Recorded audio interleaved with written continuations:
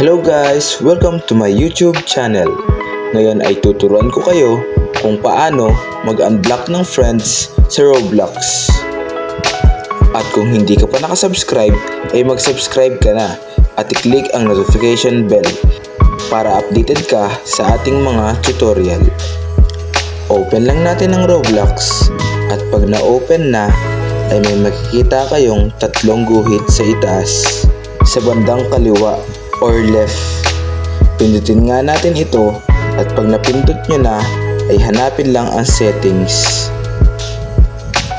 At pag napindot na ang settings ay hanapin nyo ang privacy and content restriction.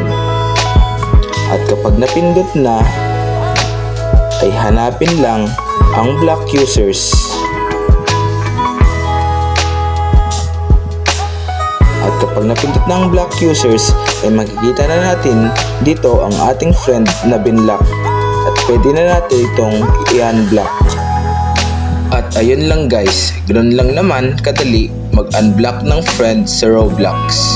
Thanks for watching. Subscribe for more videos like this.